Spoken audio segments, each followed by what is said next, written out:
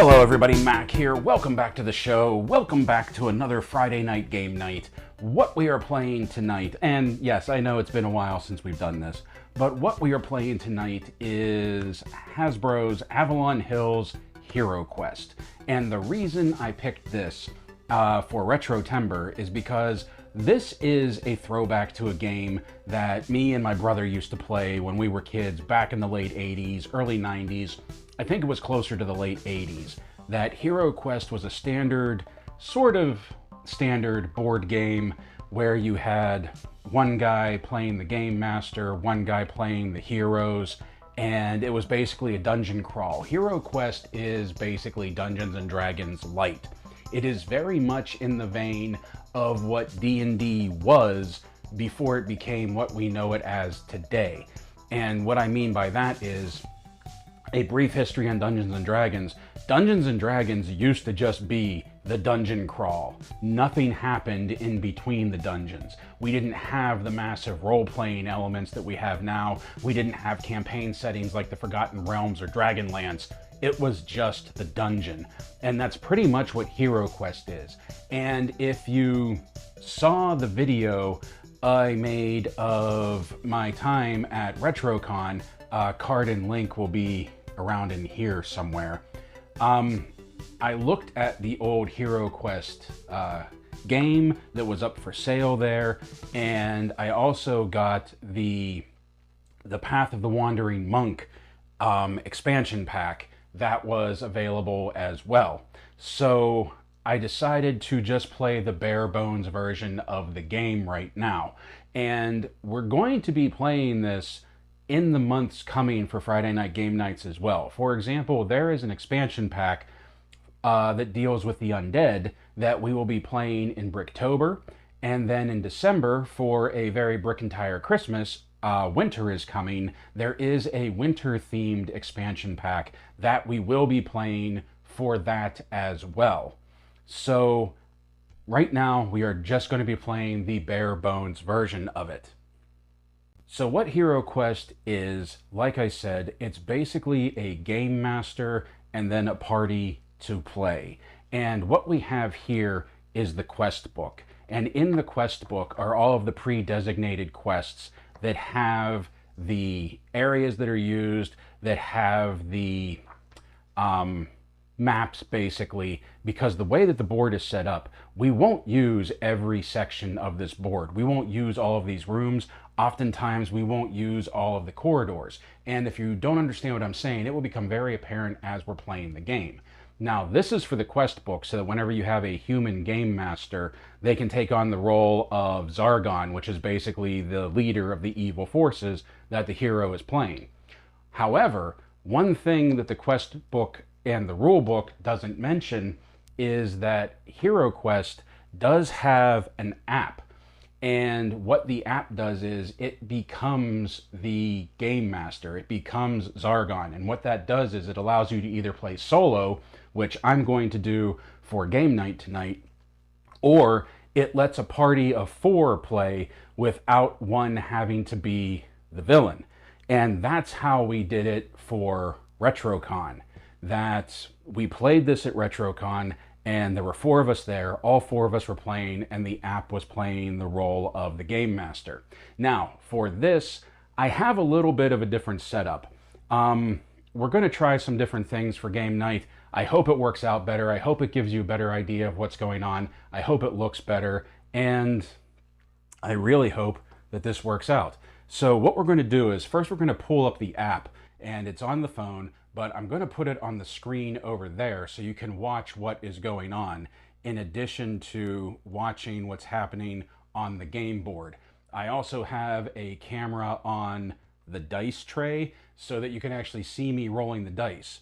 And we will take a look at that in a moment as well. So the first thing we have to do is let's pull up our Hero Quest app and take a look at what's happening.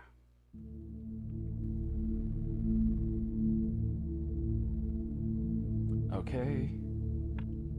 Welcome to Hero Quest. Hit new quest, and you can see right here that I have 2 parties set up. I have the Retro Party, which is the party of me and my friends when we play RetroCon. This is going to kind of become a yearly tradition when we all get together. We will be playing this again next year. And then you can see that I have a party set up for Friday night game night. So let's take a look at that first. That you can see we have 4 party members here. So let's click on the first one. Drag the hero tokens to rearrange hero turn order. And this is our barbarian. Now, one thing that's very interesting to me, and one thing that I really like about Hero Quest, is that if we take a look here, there's 3 different cards. This one right here, the big beefy barbarian, that is the default. That is the one that comes with the core game. The female version, and then sort of this younger version right here, those don't come with the game, but they are still available. That when you get an expansion pack for this game, even if it doesn't have a new class, a lot of them have new versions of the figures or of the characters that came with the core gameplay. So for example, I only have the main mini for the barbarian, which is the beefy one. However, I'm setting it up for this younger version of the barbarian. We also have the female version of the dwarf, but first let's go back to the barbarian right now. And you can see his stats, that he has an attack dice of 3, defense dice of 2, a body of 8, which basically means 8 hit points, and then a mind of 2. And mind helps with, that's pretty much saving throws against magic. You can see his movement speed is 2 red dice, which I'll explain that when we get to it. His starting weapon is a broadsword, and he has no starting armor. Now, if we flip the card over, if there are any special abilities, this is where it tells you. You are the barbarian, the greatest warrior of them all, but beware of magic, for your sword is no defense against it. So let's flip that back over, and we're going to be using the younger version of it, because I also have our character sheets here right in front of me. And this one, which is the barbarian, I've given them all names. The barbarian, first of all, as you probably know if you've watched the channel, I really like Conan the Barbarian. Well, I have not named the barbarian Conan, but I have named him Cone, aka Conan the Second. He's from Marvel Comics, he's Conan's son, so we got Cone as part of the group. The second one we have is our dwarf, and you can see I'm using the female version of the dwarf, but there's also the male version of the dwarf. The male version is the default version. That's the mini that I have. I don't have the female mini or card yet. But you can see her attack dice is 2, her defense dice is 2, her body is 7, her mind is 3. And so she has the same defense as the barbarian, a little bit less of an attack, a little bit less hit points. Weapon is a short sword versus a broadsword, which is why the attack dice are different. But if we flip this over, we can see that you are the dwarf, you are a good warrior, have the unique ability to disarm traps without a toolkit. To do so, you must avoid rolling a black shield on a combat die. We'll talk about the black shield in a minute, but for any other character to disarm a trap, they need a toolkit, and nobody starts with a toolkit. So the dwarf can disarm the trap without the toolkit.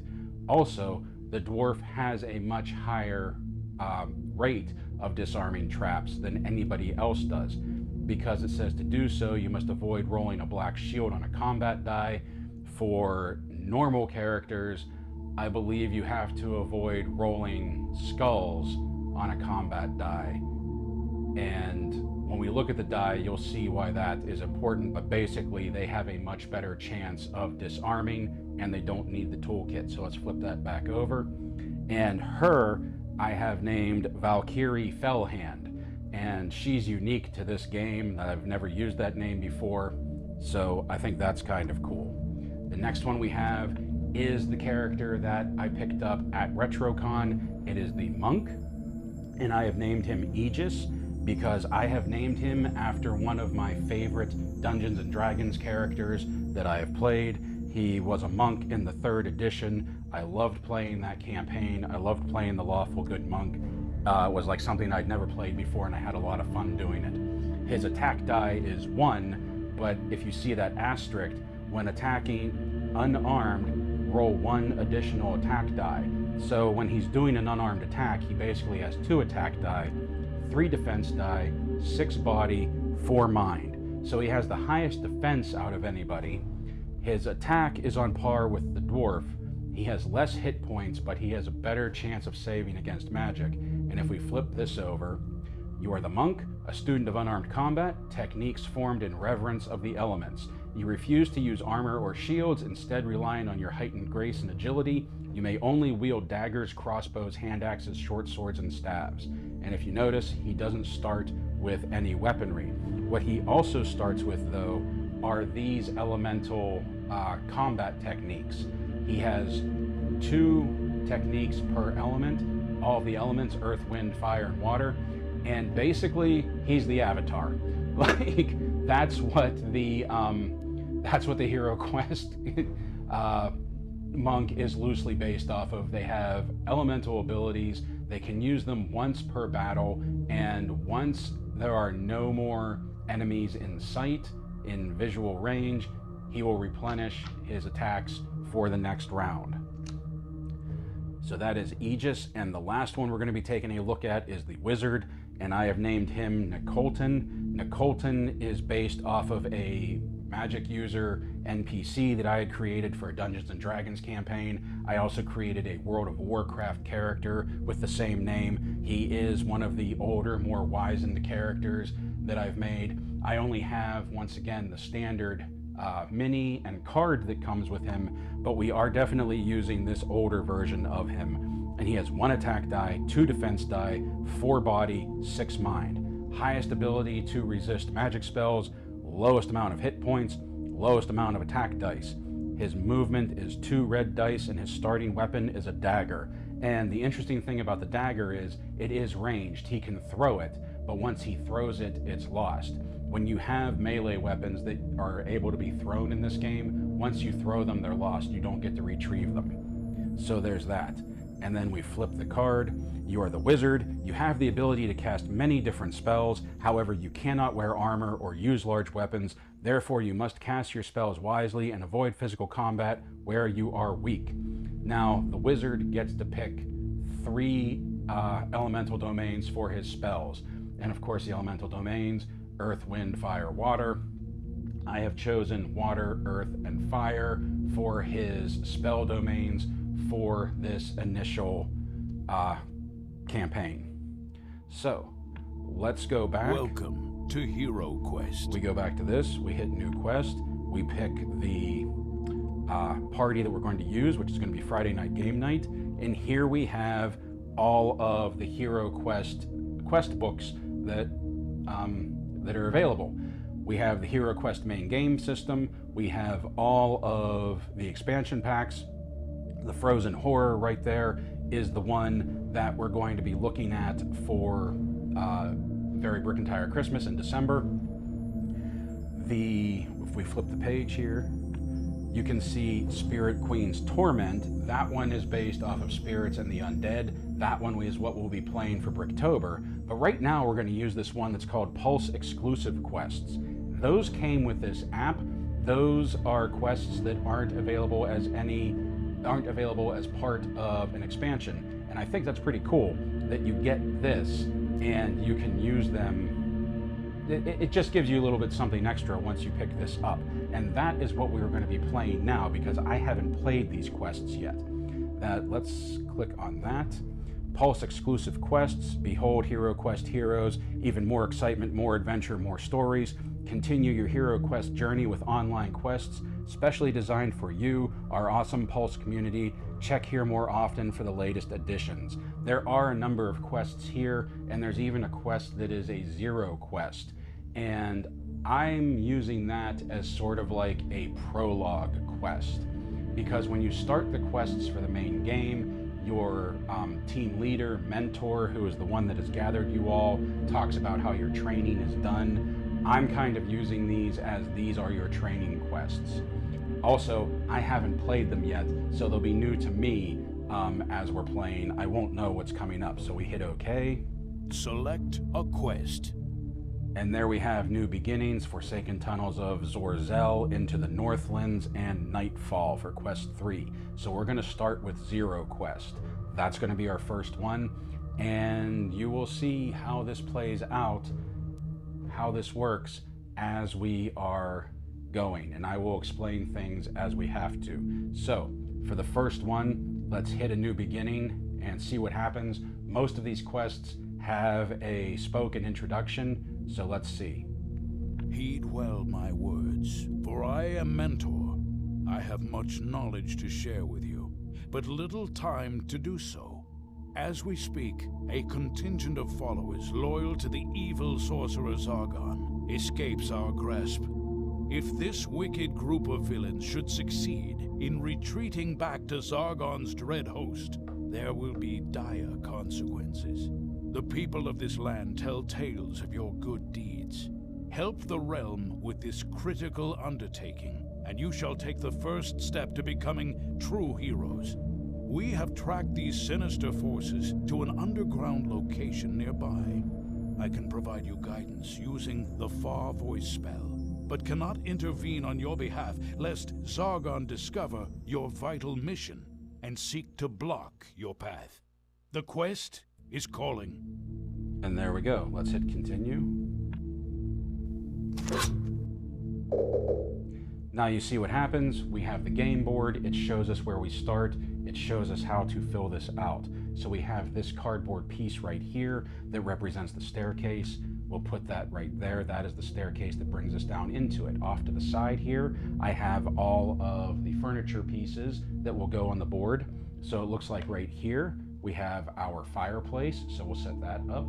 And along the wall, we have this sort of cabinet right here that we will put there. And we have a closed door that will go here. So that is the layout for our first room. Let's hit OK.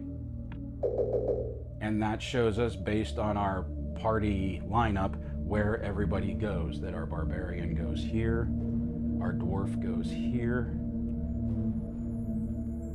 monk, and mage. All right. Defeat Zargon's forces. You must seek out and destroy Zargon's sinister forces before they retreat. So it's basically a bug hunt. It's a seek and destroy mission. We have to go through the dungeon, we have to hit all of the rooms, we have to clear it out, and just defeat all of Zargon's minions. That locked door will take too long to break down with brute force. Perhaps you can find another way to open it. Okay, so we have the door is locked. A heavy wooden door bars the exit without a keyhole or handle. There is no obvious way of opening it. Perhaps there is another way. Hit OK. Tread carefully, my friends. All right, so the barbarian is first because he's first in line. Now what we have here, and you saw when I was talking before that there are various sections where it says 2 red dice for movement. That is these. And basically, instead of having set movement rate, we roll the dice and we see how many spaces they get to move per round. So right there we rolled a 5 for the barbarian, so he can move 5 places, which will put him right here before the door. Now on the app, what we have to do is we move the characters as we move them on the board. So the barbarian comes down like this. There's a number of reasons that we do this. You see it's asking me if I want to open the door. But there's a number of reasons why we do this. One, there are traps in the floor, and as we move, it will tell the app will tell us if we set off one of those traps. Also, once we encounter some monsters, some villains, wherever we move the heroes to, the app will control the movement of the monsters, and it will move them dependent on where your heroes are. So, wooden door, do we want to open the door? We already know it's going to be barred, but let's see what happens if we hit yes.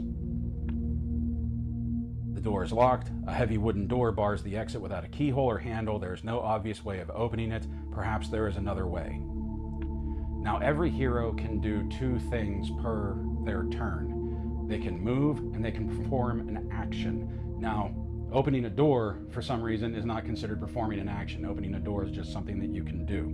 So if you see on our app right here, there's move help, but then there's also a button for actions.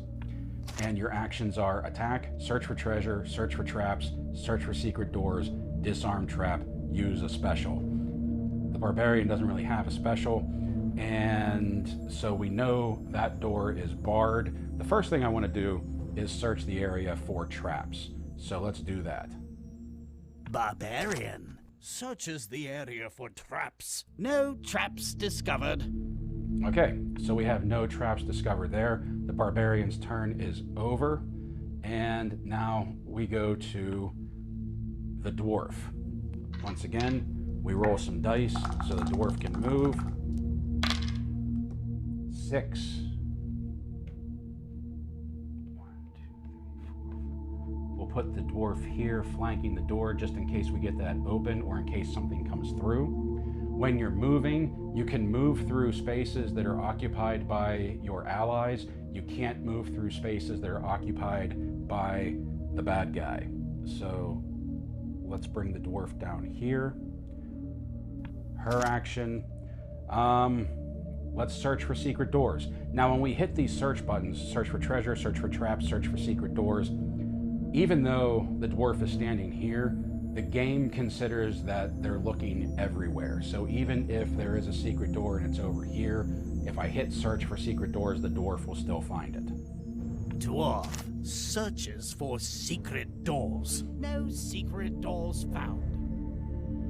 Okay, no secret doors found there. It's the end of her turn. So now we go to Aegis. We roll movement dice for him. 6. I'm just getting them all set up for opening the door. Now his action, the only one left, you can see he has elemental styles as part of his actions, but now we're going to search for treasure. That's the only thing that's left to do. The monk searches the area for treasure. After moving a loose stone in the fireplace, you discover a hidden lever. You may now open the door. So that is the end of the monk's turn. That takes us to the wizard. 7, and we're just going to bring him down and put him in behind the barbarian. Sort of like a standard ready to bust open the door position. Hero's turn. And now let's open that door. Yes. Now you see, once we open the door, we have these open door pieces here as well. Once the door is open, we can see there's a closed door down here. We also have a cardboard piece to put here that is a wall that blocks off this corridor. So this is actually a dead end. And this is what I mean, that like sometimes corridors you won't be using. Hit OK. And we can see that it's blocked off on either side here as well. So let's just move this back a little, put the pieces there. So this is basically a hallway, and we're being funneled down that hallway. Now, normally what you would have to do is you would have to keep rolling movement dice to get your entire party out of the room and get them set up for opening this door. For the sake of tonight, just so that you're not sitting here watching me rolling movement dice and then arduously moving piece after piece, whenever we're in a situation like this, I'm just going to move the pieces to where I would eventually want to get them, just so you don't have to watch all of that boring stuff. So what I would do is I would bring the barbarian down to here. I would move him so that the barbarian would get here to the door. Nope, not yet. To get here to the door, so that he will be the one that opens the door. He'll be the first one through the door. Your heavy hitter, you typically want, kicking the door down. Now we have the dwarf that I would roll until I got her down into this corner down here. You can see that we're not setting off any traps. I didn't even think to search for those yet, but that was a big mistake on my part. Aegis will come up on the other side of the barbarian, of Cone, and then we have Nicolton that I would roll until we got him right here. Now, it's worth noting that you can still search for traps and secret doors, and I don't know if you can search for treasure in a corridor or not, but we're going to give it a shot. So I never tried to search for treasure in a corridor. One thing I do want to search for, though, is secret doors, because we have this whole section of the hallway where nothing is going down. So we'll bring up these. Okay, treasures are only searched in the rooms. We know there's no traps because we just walked over all of that, but let's search for secret doors. Wizard searches for secret doors. No secret doors found. And there are no secret doors there to be found. Okay, so let's bring it back around to the barbarian, and let's kick that door open and see what happens. All right, so we have this door open, but we have another closed door up here. This is now an open door, and we have a table in the middle of the room right there. And we have 2 goblins. All right, so let's get some goblin pieces out. Let's set this up. We're going to have some combat. This is good. This is very good. All right, so the barbarian is the first one. Now, like I said, opening a door doesn't count as an action, so he can still move and then go in, hopefully roll high enough on his move, and engage one of the goblins. All right, so 6. So that will give him enough to 1, 2, 3, 4 to come up and engage this one. And he will take a swing at that goblin. Now we know he has 3 attack dice. Now let's take a look at the dice right here. These are our combat dice for the game. And there are 3 main icons on it. There is the skull, there is the hero shield, and there is the monster shield. There are 3 skulls, there are 2 hero shields, and there is only 1 monster shield. So each skull in combat is a hit. When you're rolling defense for your heroes, each hero shield is a defense against a hit, and when you're rolling defense for the monsters, each monster shield is a defense against a hit. And there's more hero shields than there are monster shields. It gives the heroes a little bit of an edge in defense, which I appreciate. So his attack dice are 3. So let's take those and roll them. We have 1 hit, 2 misses. The goblin, we have our goblin card right here, that a goblin has 10 movement, 2 attack dice, 1 defense dice, 1 body, 1 mind. So he only has 1 defense die. Let's roll that. And he rolled a skull, so that is not a defense. So this goblin is dead. Nice. So we get rid of him. He didn't get to do much in life. Now, it is our dwarf's turn. So the dwarf will roll defense dice, or movement dice rather. 6. So 1, 2, 3, 4, 5, 6. Just enough to bring her up to the goblin. And she will attack now as well. And she has an attack of only 2, whereas the barbarian had 3. Let's see what she gets. 1 hit, 1 hit, 1 miss. The goblin gets to roll a defense. Oh, the goblin defended. So that's his attack. That's his, not his attack, but that's his defense. Aegis is next, our monk.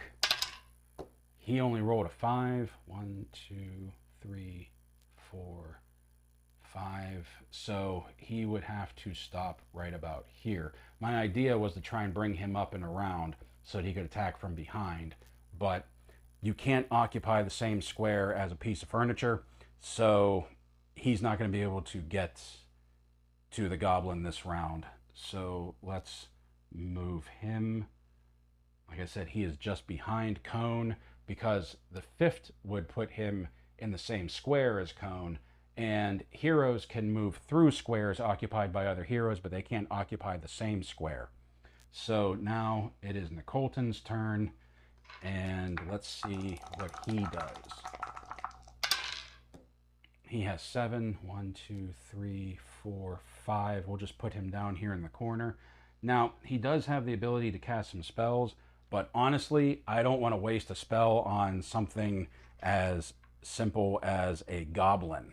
So now we roll, or not we roll, but we hit Zargon's turn right there, and that will take the turn, the goblin will take their turn. And something I like that the app does is it doesn't roll defense for the villains, for the monsters, for the bad guys, but it does roll the attack dice, which I appreciate because then we don't have to roll attack dice on ourselves. Activate Zargon's turn. Yes.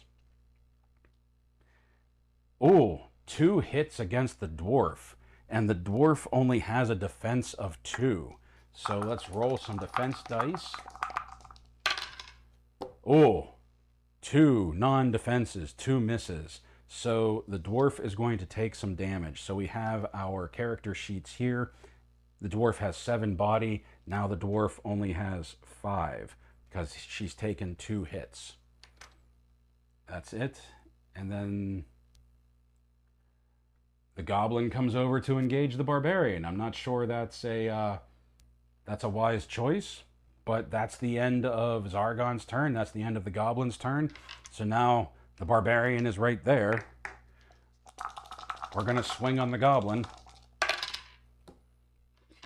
1 hit, 2 misses, 1 defense, no defense. This goblin is dead. So now we have an empty room free of monsters. So since the barbarian can still move, we'll at least move him and put him in front of the door.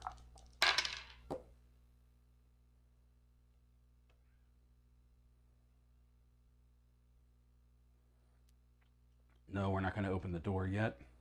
Now we have the dwarf, and we'll move her. 4.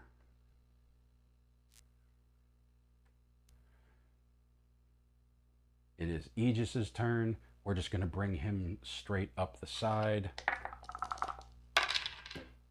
High numbers there. We'll move him up here. Now, one thing that Aegis has, as part of his earth elemental powers, is he has, let's get the goblin card out of here. As part of his earth elemental powers, he has Speak with Stone. Search for secret doors and traps as 1 action. So he's going to do that.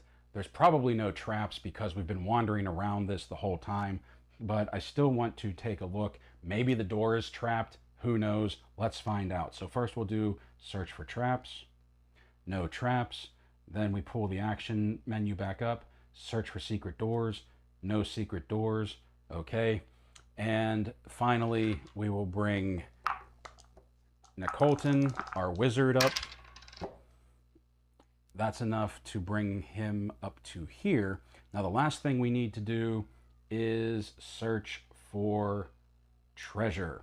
Now, whenever we search for treasure, once again, we're searching the entire room. We get to pick a treasure card here, unless there's pre-designated treasure in the room.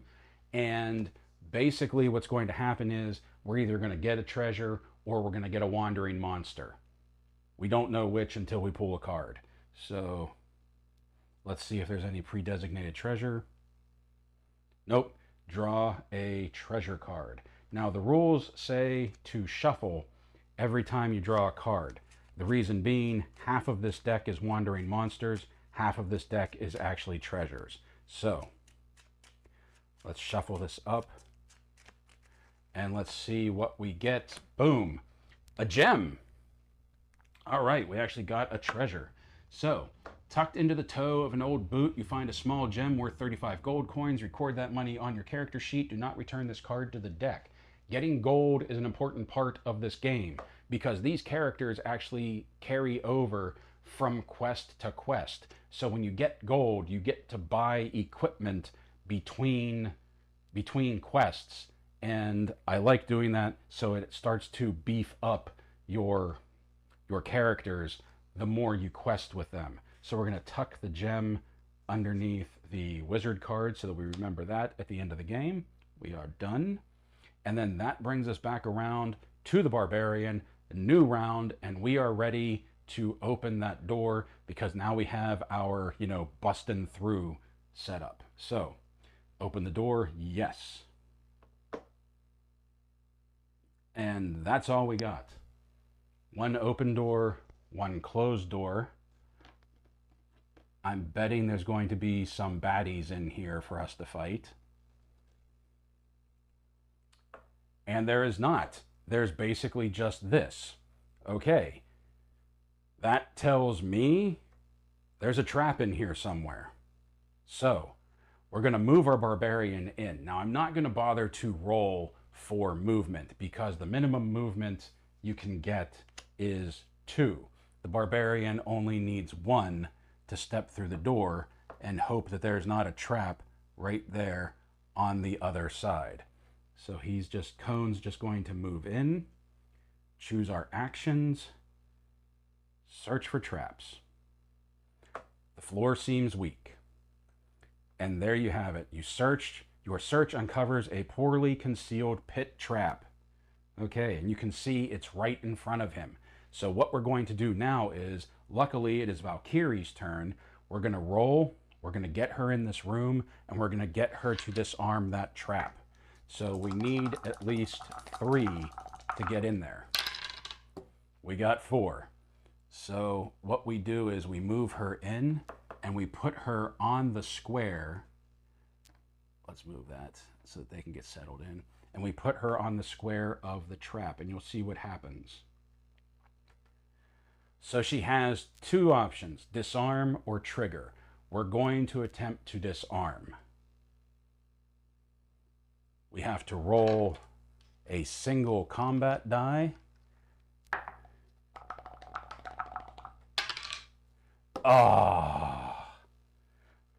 And we rolled a black shield, which of course is the only one that would set off a trap. You sprung a pit trap. You have stumbled into a pit. Record 1 body point of damage on your character sheet. So the one that has already taken damage takes more damage. So now she's down to 4 hit points, 4 body, which is not great. I'm recording that on our character sheets right here. Okay, place the revealed pieces on your table's game board. So we have a pit trap token right here that we will put underneath her. Okay. Place the hero's miniature on the pit tile and end your turn. There we go.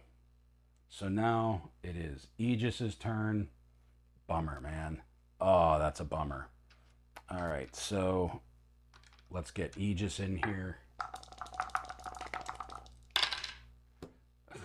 All of 2. He's just going to hang until his next turn. Let's get Nicolton in there. 7. 1, 2, 3, 4, 5. We'll move him right there.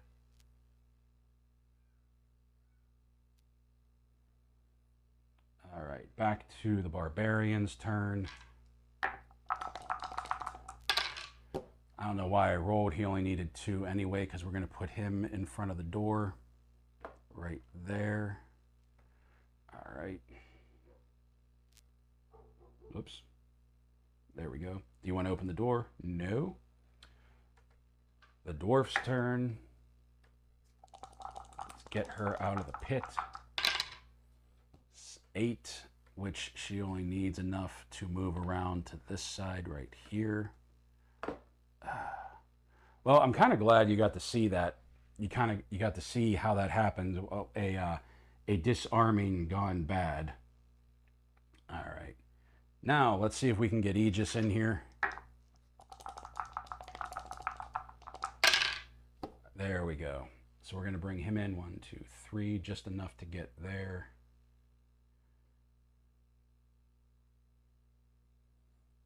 Nicolton is going to stay where he is. So then that brings us back around to Cone. And let's open that door. Okay, so now we have an open door token and a closed door right here. So there's our open door, plus we have the weapons rack right there. All right. And we have some baddies. We have orcs.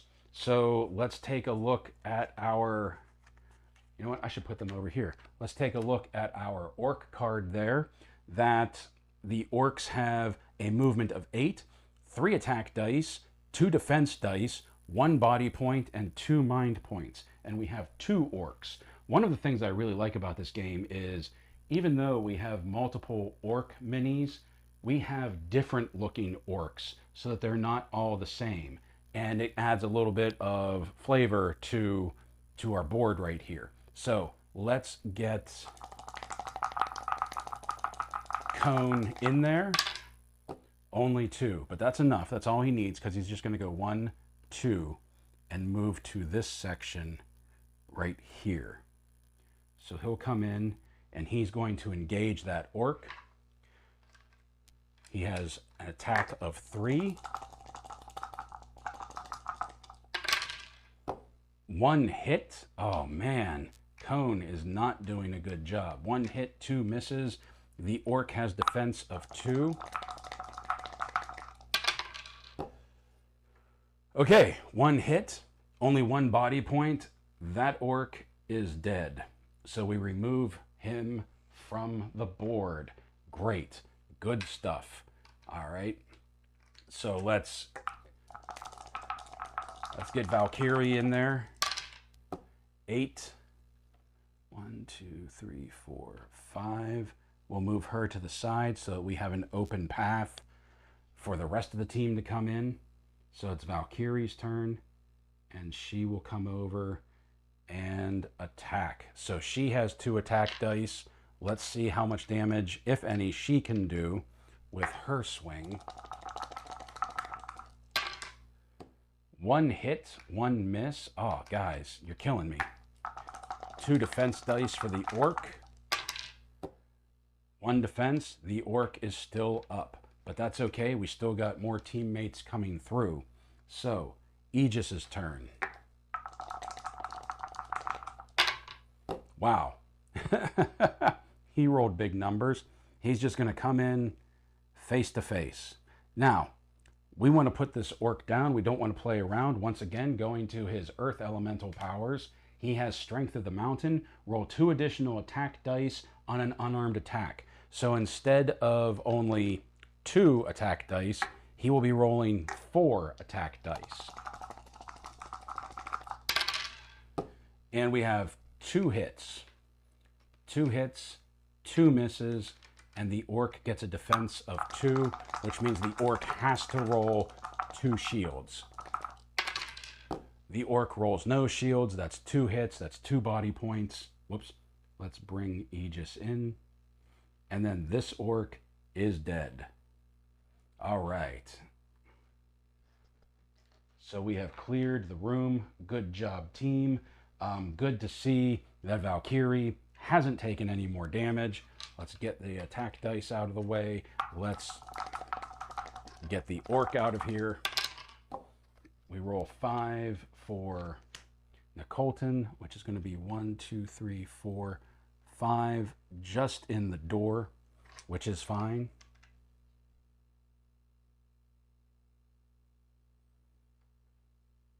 And he is going to search for treasure. The objects on this weapon rack have fallen into disrepair. Close inspection of the weapons rack reveals a shield emblazoned with a phoenix on it. Add the shield to your character sheet. See Armory for details. That's really good. So we go to our equipment cards here. This is part of the equipment that we have a shield right here. This is typically something you can buy between missions, like I said, with the saving of money.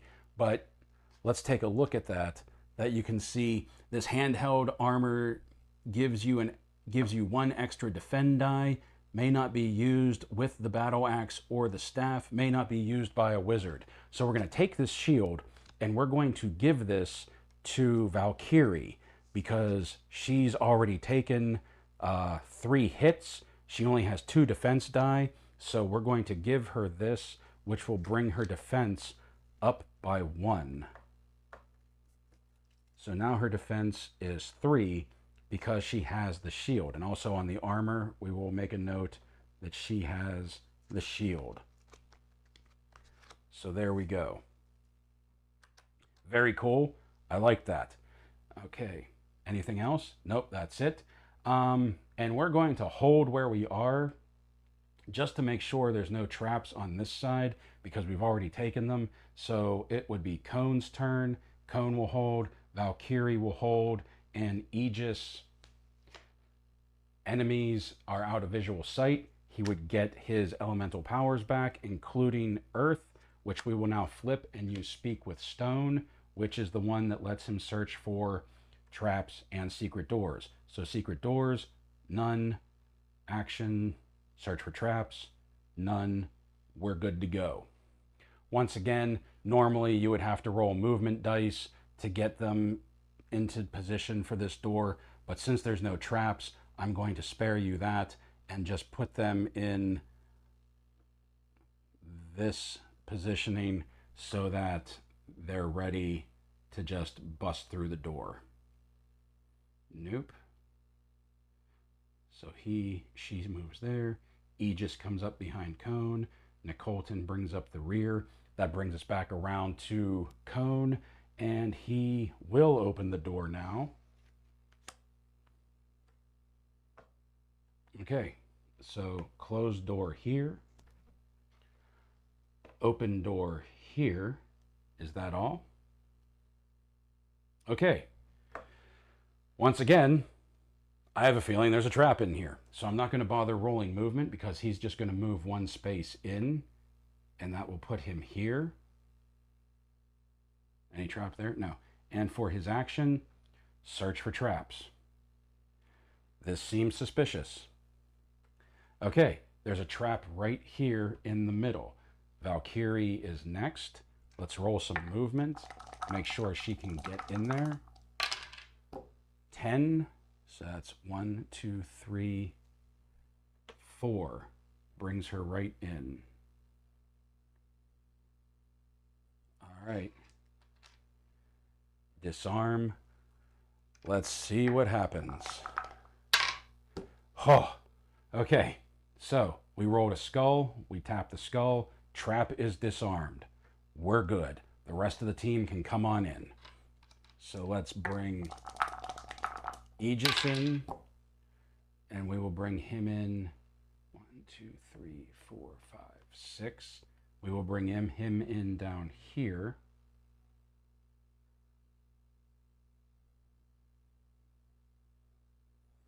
And he'll search for secret doors. None. And then we have Nicolton, 2, who will be hanging out outside the room. Which brings us back around to Cone. Cone will be searching for treasure. Pick a card, any card. So we have our treasure deck right here. We give it a shuffle. Let's see what we get.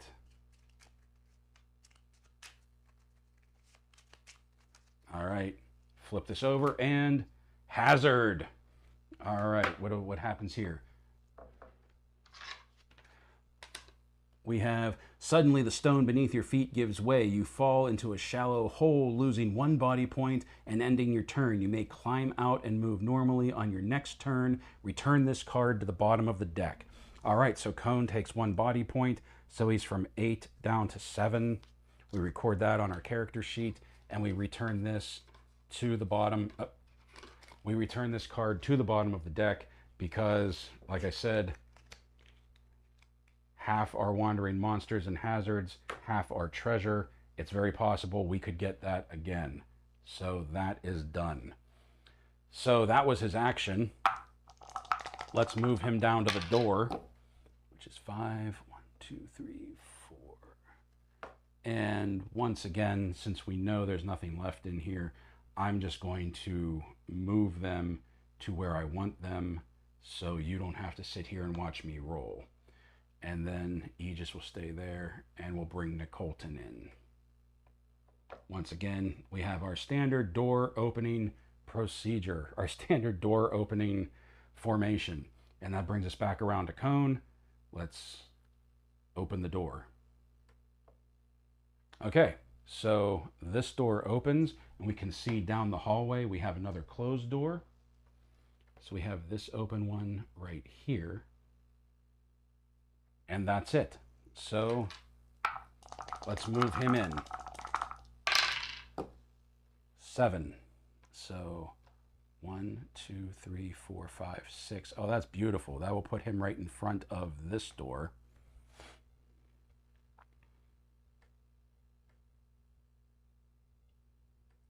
Oh, and you see, as he came through, he can see that this section right here is blocked off. So, like I said, not all of the corridors are used. This is blocked. Let's see what happens when the rest of the team comes out. He continues his journey down the hall. Open the door. No. So, once again, I'll spare you rolling dice since we know there's no monsters in here, and we will bring the party in as I would have them lined up. Aegis, I would roll until we get him right here. Now, he's probably going to be able to see down the hallway here. Once we move him there. And okay, he can see down the hall, but it doesn't look like there's anything, no doors, no nothing. So we're good there. I am going to have him search for secret doors though, just in case. We know there's no traps here because he's been doing that. Well, yeah, let's use Speak with Stone and check anyway. Search for traps, no traps. Search for secret doors, no secret doors. All right.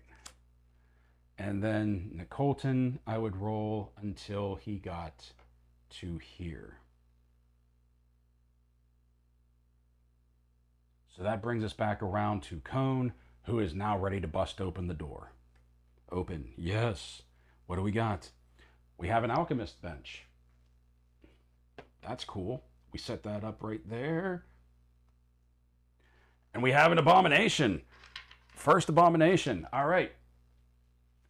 A little bit heftier, a little bit chunkier than the orcs. This is our abomination. 6 movement, 3 attack dice, 3 defense dice, 2 body, 3 mind. The toughest beastie that we have faced so far, and he is right here, right at the opening. So we take that. We have our open door. And I'm not even going to roll movement for Cone because it's a minimum of 2. He's just going in there and squaring off with this beastie face to face. So here we go. A Titan against a Titan. Whoop, whoop, okay. Move him in. 3 attack dice. Let's do this. 2 hits. 1 miss. 2 hits. Nice. Very nice. Defense dice of 3. Needs at least 2 shields. 1 shield, so 1 hit. Now, one thing that I really like about this app is you can also track the damage for the monster. You can see that we have a monster template right here. Add 1 damage, adds a skull. So that's 1 of 2. So it records the damage. Now we got Valkyrie coming in next. Let's get her in here. Let's get her into the fight. There's enough room for her to move around. Ah, no, there's not. So she basically has to stay where she's at. So that brings us to Aegis. Of course, he makes enough to 1, 2, 3. He's just going to come around to the side here.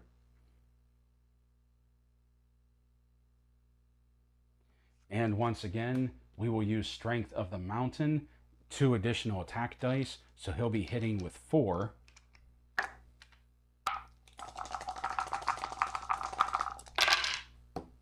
3 hits. Ooh. Ooh, that's good. 3 hits right there. 1 miss. 3 defense dice, only 1 hit point left. So basically the Abomination has to roll 3 shields to survive this attack. 1 shield right there, but still 2 hits. So we go additional damage. And the Abomination has been defeated. Remove the Abomination from the game. Yes, the Abomination is dead. Kind of went down faster than I was expecting. Kind of would have liked to have seen him put up a little bit more of a fight, but such is the way of the game. So we put him to the side. He's been removed. It's now Nicolton's turn. Let's get him in there. Well, let's not even bother rolling. Let's just bring him in. I would move him right here. And then Valkyrie I would bring in right here. Basically, I want to check for traps before I do anything and move deeper in. So we're going to hold, bring it back around to Aegis. Aegis will use Speak with Stone. Secret Doors? No. All right. Traps? No. All right. So that brings us to Nicolton. Nicolton will search for treasure. You find a potion of healing for each hero in this quest.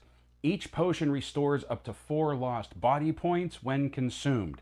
This is good. This is very good because the potion of healing can be used automatically in a life or death situation in this game. So that, like, if your hero takes enough damage that they would die, they can immediately chug the potion to avoid dying.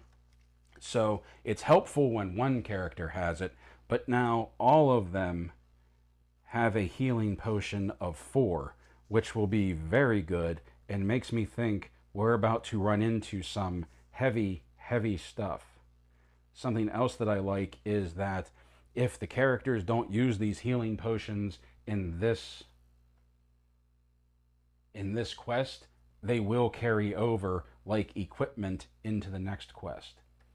So that's what we have. So I'm assuming the healing potions were all lined up on our archaeology bench right there. Okay, so that brings us back around to Cone. And I'm basically going to just not bother rolling movement and bring him down to here so that we can see what's going on. Okay, so we have this is blocked off. And there is a closed door right here. Okay. Whoop. He went too far. I moved a little too far, but now we can see that there is also a closed door here. All right, he should be right there. So let's bring Valkyrie in. I would roll until she was able to go here. No, actually, I would roll until she was able to get here because we're going to start moving them into their door busting positions. I think I moved her too far. Yeah, I did. So that needs to go there. Now Aegis comes down. I would bring him in right there. Now once he gets in there, once again, we're going to use Speak with Stone to search for traps. And more importantly, secret doors maybe. Search for traps, none found. Search for secret doors. Okay, none found. So we return that. And then we would bring Nicolton down.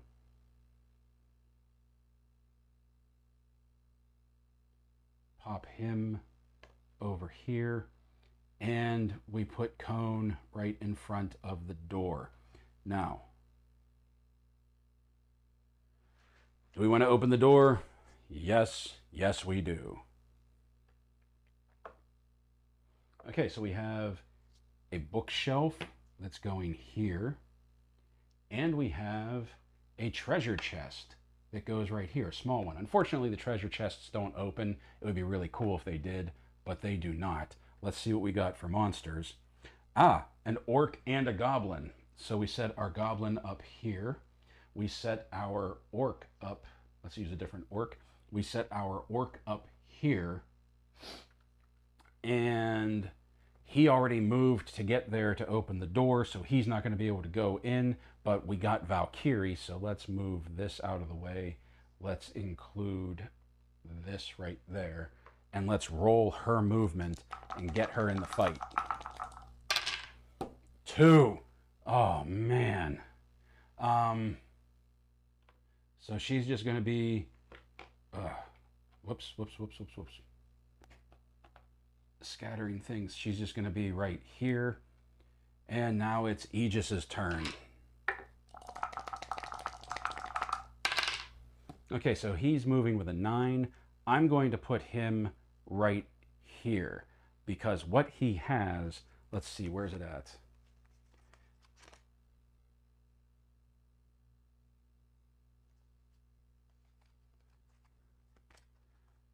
Eye of the Storm, one of his wind techniques. As an action, make one unarmed attack against all adjacent enemies. This technique enables you to attack diagonally. So he's going to make one unarmed attack against both of them. So basically like he does, you know, the spin attack. So that's 2. Let's see what he does. Big swing and a miss. Oh, not what we wanted to see. All right. So now we have Nicolton coming in. 4. 1, 2, 3, 4. Okay. Do we want to do that? 1, 2, 3. Let's bring him back here. 4. Oh, wait. So she moved in there. He came in there. And he's going to come in there. And line of sight for a magic spell. Let's see what he has here. And we're going to use Ball of Flame. He's going to use one of his spells, one of his fire spells. Ball of Flame right here. This spell may be cast on any one monster, enveloping it in a ball of fire. It inflicts 2 body points of damage. The monster then rolls 2 red dice. For each 5 or 6 rolled, the damage is reduced by 1 point. So we go to his actions. We go to cast a spell. We go to fire. And then we have Ball of Flame. Cast the spell. We pick the one that's getting attacked. He rolls 2 6s, so that spell is used and wasted. The orc made his saving throw. How anticlimactic was that? So now it is Zargon's turn. Yes, we activate it and we see what happens. The goblin is attacking Aegis. We have 1 hit. Aegis has 3 defense dice though, so the odds favor him.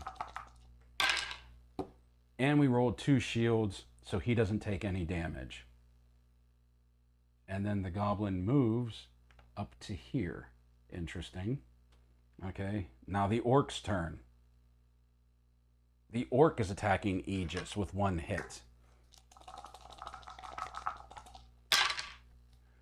And we rolled 2 defense dice, so no damage to him as well. And where does the orc go? Moves back to defend the treasure chest. All right, so it is the end of their turn. It is Cone's turn. We can get our big gun, or our big sword rather, back in the fight. Oh, so he's going to come in and engage the orc. 3 attack dice. 1 hit. Oh, man. And how many defense dice does the orc get? 2 defense dice. 1 hit, 1 defense. Valkyrie's turn. Let's get her in here. So she will move up to the bookcase to attack the goblin. 2 attack dice. 2 misses. Oh, team. Team! We're not doing good here, team. Aegis's turn. I'm not even going to roll movement because he only needs a 2 to bring him up here. He is going after the orc. Now we've already used Eye of the Storm. We're going to use Strength of the Mountain. That's the one that gives him 4 attack dice. Let's try and at least get the orc out of the game. 3 hits. There we go. All right, 3 hits, 1 miss. Now the orc only has, where's the orc's card? The orc only has 2 defense dice and 1 body point. There's no way the orc can defend against that. So we move Aegis up here, and we're just going to, the orc's dead. We're just going to take him out because there's no way she can defend against that. All right. Now it is Nicolton's turn, and why not move up 1 1 attack die with his dagger. Holy crap, we have a hit. Oh my. Oh my. The goblin has 1 defense die, correct? Yep. 1 defense die. Did not defend. Nicolton killed the goblin with his dagger. That is fantastic. Okay, so the room has been cleared. So we kill that goblin off. Room is empty. Come back around to Cone. Cone is going to, whoops.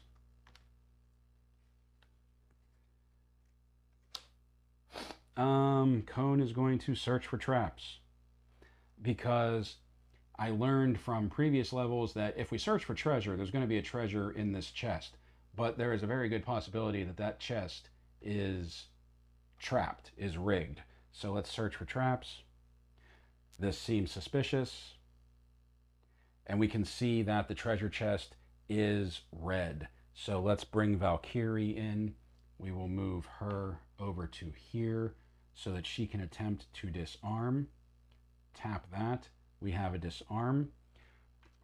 Roll a die. No problem.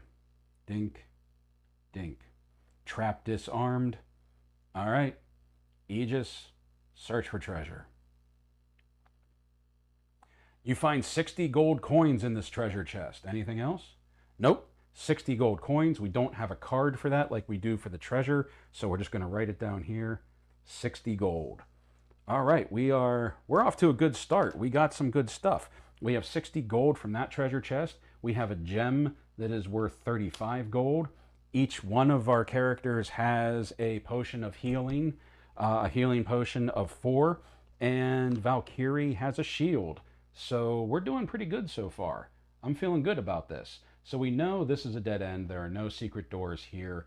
And the next thing we need to do is get down to this one. So once again, I'm not going to bother rolling dice so that you don't have to witness that.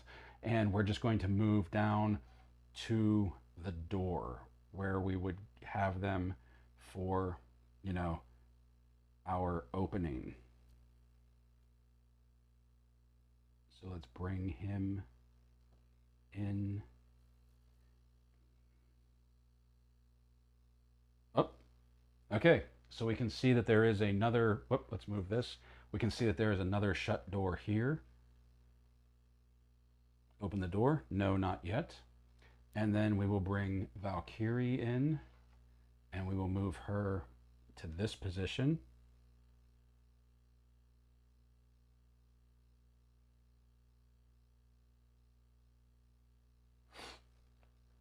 And see if we can see anything else. Okay, we can see that that is just an open corridor. So now we have Aegis come down. He will be right there. And then Nicolton will bring in and just set him up right here. That brings us back around to Cone. And let's get this door open. Yes. Hey, we found the torture chamber. There is the rack. And is that it? 2 skeletons. All right. Now, I love the skeleton minis for this. I love them because, like, they have that scythe. They're like mini reapers. I think that is really cool. So we have a skeleton here. We have a skeleton here. Let's get rid of this closed door. Let's put in the open door. Okay. And we have a zombie. Is that a zombie? That is a zombie. Okay, so we have our zombie down here. Let's get these cards out and let's take a look at what these guys have going on. So first we have our skeletons that are 6 movement squares, 2 attack dice, 2 defense dice, 1 body point, no mind points. And then we have our zombie. And our zombie has 5 movement squares, 2 attack dice, 3 defense dice, 1 body point. So neither one of them are really good on attack, but the zombie is a little better on defense than I would like. So we have Cone, our barbarian. It is his turn. My plan is to have him come in and engage the zombie. And he rolls 7, so that's more than enough. So 1, 2, 3, 4, 5. So we bring him in.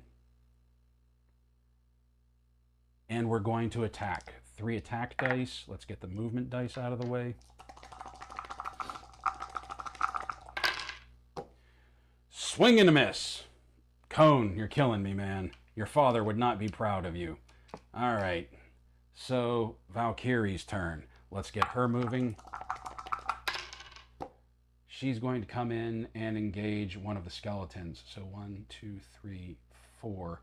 Let's clear the door, keep the doorway clear. And she will attack. 2 attack dice. No hits, big misses. Oh, guys. Guys. Aegis's turn. 6. Just come in. Actually, no, let's bring him around. And he will attack. 2 hits. All right. And what's their defense dice? 2 defense dice. Come on. 1 defense, 1 miss, but they only have 1 body point. So let's bring Aegis in to there. And then we kill off this skeleton. Or destroy this skeleton. So at least we got 1 out of the way, but now we still have Nicolton coming in. 3. 1, 2, 3. And what do we want to do? What do we have for spells? Let's see. Veil of Mist. Move unseen, puts the monster into sleep, cannot be used on skeletons. Water of healing. Oh, he has the healing spell. That's cool. Earth spells. What do we got? Rock skin, heal body, pass through rock. Nothing like that. So we do have more attack spells. We have 1 more attack spell with the fire spells, but I kind of don't want I kind of don't want to use them right now. I want to save those for, like, I have a feeling there's going to be like a big bad to this level. You know what I mean? So he's just going to come in and chill. So now it is Zargon's turn. Activate. Yes. The skeleton attacks Valkyrie. 2 hits. But she has her shield. So she has 3 defense die now. Which I feel better about that. Let's see what happens. 2 hits, 2 defense. Valkyrie withstands the attack. Thank goodness for that shield. All right, so that is done. Next up. Oh, the skeleton moves. The skeleton comes in and I think is going to try and engage our wizard. So we move that. Now it's the zombie's turn. And the zombie's backed into a corner. 2 hits. Cone has 2 defense dice. Ooh, did not defend. So that brings him down to 5 body points. All right. So he took the damage. It's his turn again. And he has that zombie backed into a corner. Now the problem here is that, like, Cone is really the only one that can engage this zombie because the zombie's backed into a corner. 1 hit. All right. And the zombie has 3 defense. Come on, come on. No defense. Only 1 body point. The zombie is dead again. All right. Get rid of the zombie. Get rid of the zombie's card. Only 1 skeleton left. It's Valkyrie's turn. She doesn't need to roll for movement because she's just going to move right there. Whoop. Wrong dice. 2 attack dice. 1 hit. Whoop, let's get those out of there. And 2 defense dice. 1 defense. Ugh. All right. So it's Aegis's turn. So here's the thing. I could move Aegis right here. Most heroes can't attack diagonally. You can only attack adjacently. If you move diagonally, you can't attack. Except Aegis does have the Eye of the Storm ability, which, if you remember, it says, as an attack action, make 1 unarmed attack against all adjacent enemies. This attack enables you to attack diagonally. So I can move him here, there, as you see, and he can use Eye of the Storm to try and hit the skeleton diagonally, which is what we are going to do. 1 hit, 1 miss, 2 defense dice. No defense. Aegis destroys this skeleton. Nice. All right. So that gets rid of the skeleton. And that brings us back around to Nicolton. Nicolton is going to search for traps before we do anything else. No traps to be found. That brings us back around to Cone, our barbarian. He is going to search for secret doors. None to be found. That brings us to Valkyrie. Search for treasure. You find a wedding band worth 40 gold coins. Add to your character's sheet. We find more money. We find a wedding band that we can hawk, which is great. So basically we're going to put down a ring worth 40 gold. Very cool.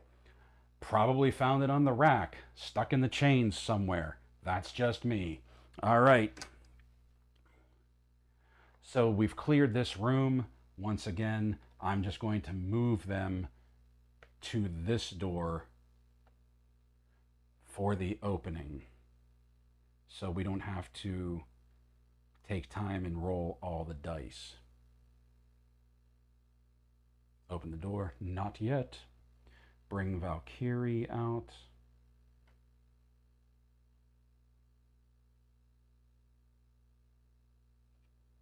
Put her here.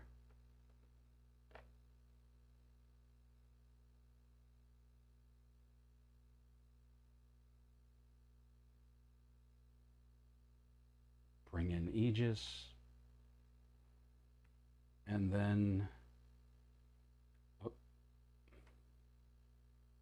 as always, Nicolton bringing up the rear. Okay, so that brings us back around. Open that door.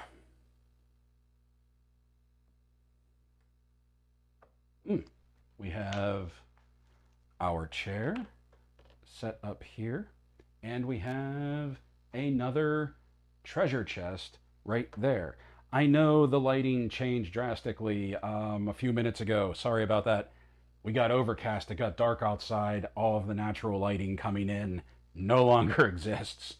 So let's get the closed door out of the way. Let's get our open door and a gargoyle. Okay. Where is our gargoyle mini? Right here. I'm guessing this is a mini boss. Place the revealed game piece. And what do we got? Wounded Gargoyle. A badly wounded gargoyle lashes out at you. Do not be fooled by its weakened state. Though it has sustained serious injuries, it is still a powerful foe. Okay, let's get the skeleton card out of there. Let's pull up the gargoyle card. So this is saying it is in a weakened state. These are the standard stats for a gargoyle. We have a movement of 6, 4 attack dice, 5 defense dice, 3 body points, 4 mind points. Is it okay? Let's click on the gargoyle itself. And what do we have? 6 movement, 4 attack, 2 defense, and only 1 body point. So you can see the difference in the stats. That's what they mean by injured. I saw them do something like this before in some of the other quests we had played. That's why I wanted to take a look at this, because the gargoyle as it stands is the final boss in one of the core quests. So I was curious to see if they were going to nerf him at all. So we are done with that. It is Cone's turn. He's going to get in there. Get in there. 6, 7, 8, 9. More than enough to bring him face to face with this beast. So Cone comes in, swinging his big sword. 3 attack dice.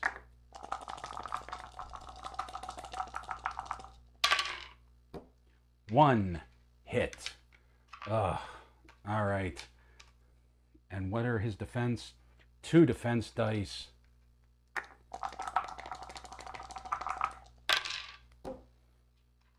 1 defense. The gargoyle is still up. All right. It is now Valkyrie's turn. What does she roll for movement? Only 3. 1, 2, 3. Bringing her in here. Bad movement. Aegis is up next. 5. Oh. 1, 2, 3, 4, 5. Okay. So he's going to use, well, he should have replenished this from the last fight, but he's going to use Eye of the Storm again so that he can attempt to attack diagonally. Unarmed attack of 2. 2 misses. All right. And now we have Nicolton. 10. Ugh. Seriously. We're just going to bring him in and position him here. It's only 1 body point. I don't want to waste his other attack spell on it. Well, wait, what else does he have here? Rock skin, I'm not worried about that. Pass through rocks, don't really worry about that. All right, yeah, we're just going to move him in here. And it is now Zargon's turn. Let's see what the gargoyle does. 1 hit against the barbarian. 1 hit against Cone. Cone has a defense of 2. 2 shields. No damage done. Zargon's turn is over. Oh, but the gargoyle is fleeing. Okay. I wasn't expecting that, but Cone is going to pursue. Oh, this is going to be a bottleneck. Oh, man. So it's just going to be him. So he will move in. Once again, I'm not going to bother rolling movement because it's a minimum of 2 movement points. So we got 3 attack dice. 1 attack die. And this one has how many? Yeah, 2 defense die. So 1 defense.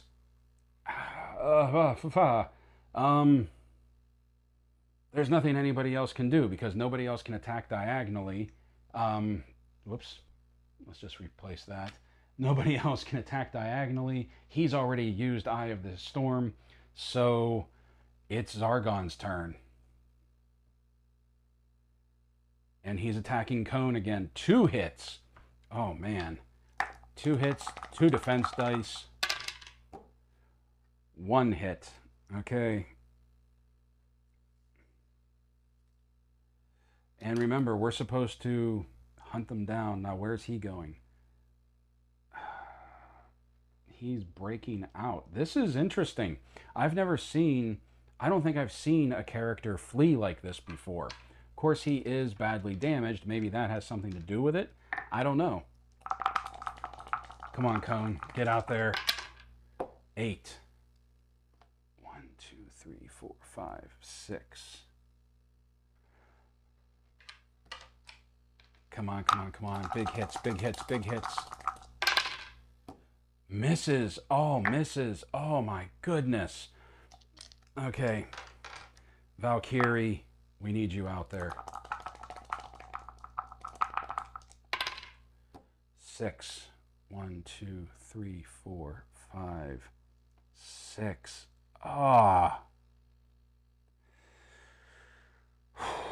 No, let's just move her to here to leave an open path in case one of the other ones... Well, no, because Aegis would still have to roll high enough to get to here. So, whoop, I forgot to move him out. We do that.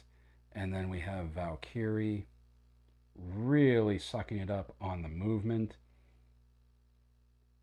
And now Aegis. 7. I don't even know that's not 1, 2, 3, 4, 5, 6, 7. Oh. Oh.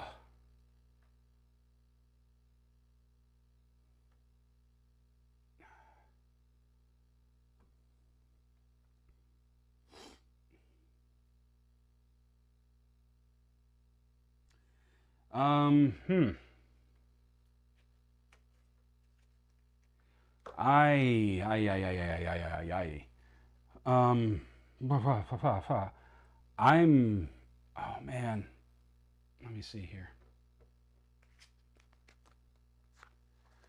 Okay, so he has passed through stone.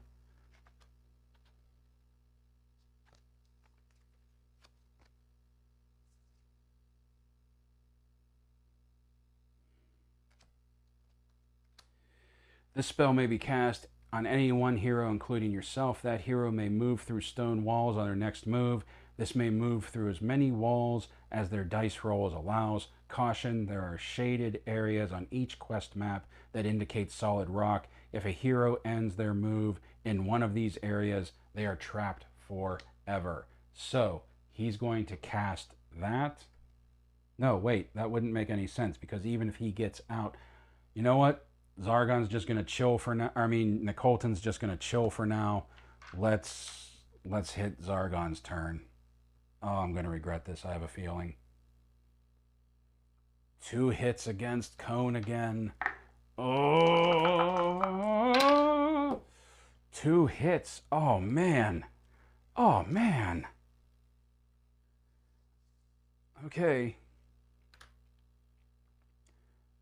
All right, he's down to 2 hit points, and he comes down here.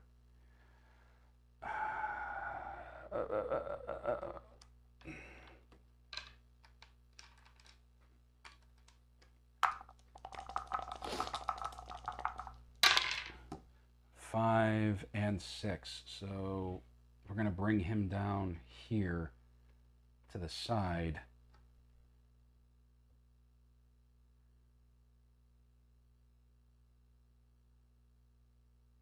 Okay, so we see that this is blocked off. Where's he going? Ah, you have sprung a spear trap. Oh, he lured us. He lured us. Roll 1 attack die. He lured us into a trap. Okay, so what happens here? You dodge quickly and avoid the spear. Thank goodness. All right. Oh, and we have another dead end. Where's that at? Right here? No, right here. All right, so this spell is still in effect. That is still there. All right. Cool. Big attack, big attack, big attack. Ah! Oh, this is awful. This is just awful. Valkyrie, get down there, girl. Okay, 5. 1, 2. Oh, I didn't even have to roll. It's just 2. All right, so bring him down. Another trap! Oh my goodness. The gargoyle really put it to us. Shield, you dodge quickly and avoid the spear. Sweet. Okay. Do some damage. Please, do some damage. 1 hit. 2 defense. Is that what we have? Yep. 2 defense. No defense. 1 hit. 1 point of damage. Only has 1 body point. Done. Yes. Oh, boy. They weren't kidding about a wounded gargoyle still being a threat. So we've set off 2 traps.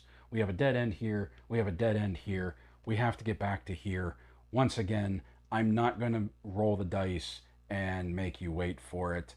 So we're just going to bring Cone back up here by going this route and putting him inside. We're going to bring Valkyrie up to here.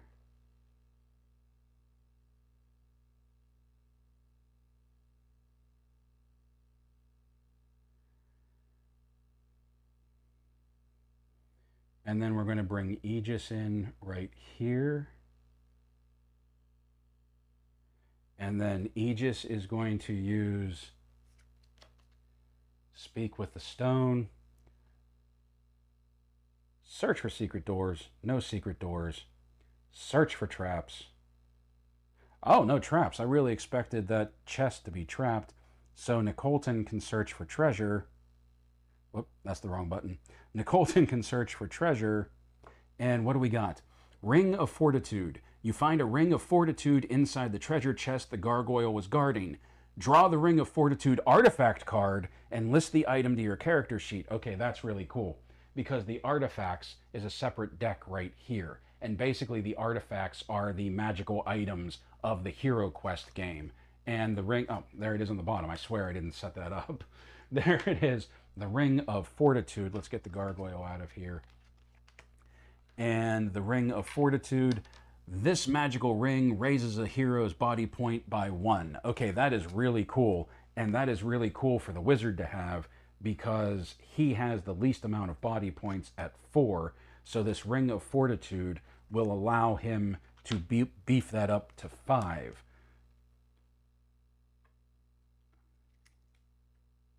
So now he has 5 body points. And I know it seems like I should maybe give it to the Barbarian since he's the one that's hurting the most, but I don't want to do that. I want to give it to the Wizard, just because I think in the long run that's going to be best. So this is a dead end. We know this is a dead end, and we have this area down here. We set off 2 traps right here. Yay. So we're going to move down here, and we're going to search this for traps and secret doors. So let's just move them into position. That will put the Barbarian here before Cone ventures down the hallway.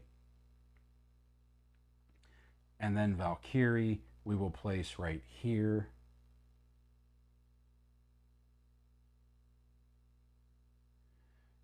Aegis, we're going to put 1 step in, and then he is going to use his Speak with Stone. Oh, that extended, so I have to do it in 2 rounds. And then he will use his Speak with Stone, because these will have been replenished at this point, so that he can search for traps and secret doors. Search for traps. No traps. Search for secret doors. And there is one. And where is it? Right here. Now, even though the icon makes it look like the secret door is open, we still have to line up and get ready to bust through like we would any other door. So let's move our party into our door opening position, which we are going to put Cone right at the forefront of it. He will be right here. No, don't open the door yet. Valkyrie, we will put over here. Bump that tile back a little bit.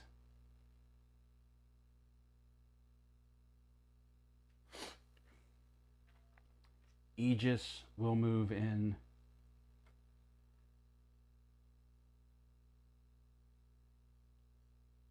And then Colton we're going to bring in down here, which we'll have to do this in a few movements as well.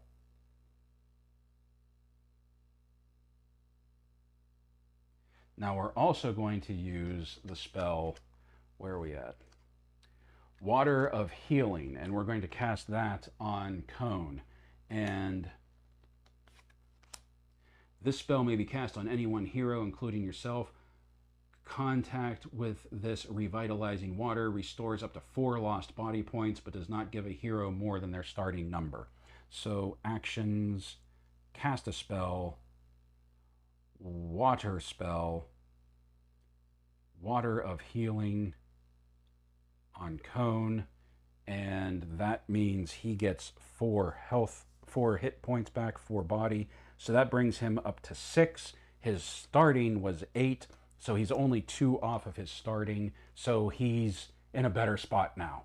So that spell has been cast as well, and now we will open this secret door. What do we have inside? We have a closed door right here, and is that it? And that's it. So he'll step in 1, as we've done before. We've seen this happen, and he will search for traps. The ceiling looks dangerous. Oh, okay. Let's get her in here. 4, 5, 6. All right. 1, 2, 3, 4. Let's get her in here and disarm. All right. Roll a skull. Trap disarmed. Sweet. All right. Let's bring in Aegis.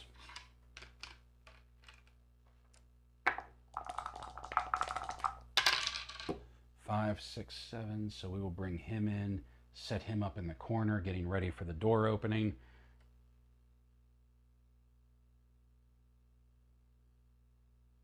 But we will also search for secret doors. None. All right. Now Colton's turn. 3, 1, 2. He can't come in. You're kidding me. Okay. Back around to Cone. Whoop. Not back around. Let's move him first. Back around to Cone. He is going to search for treasure. Pick a card, any card. Once again, we have our treasure cards here. Let's shuffle them up and let's see what happens. All right, drawing 1 and another gem. I swear there's wandering monsters in this deck. I swear to God there are. Tucked into the toe of an old boot, you find a small gem worth 35 gold coins. Record the money on your character sheet. Do not return this card to the deck. Nice. So that's more gold that we have for the hoard for the war chest. Let's just stash that right there. All right, we are done in this room. So let's get everybody into position. Cone comes up. We'll move Valkyrie over here.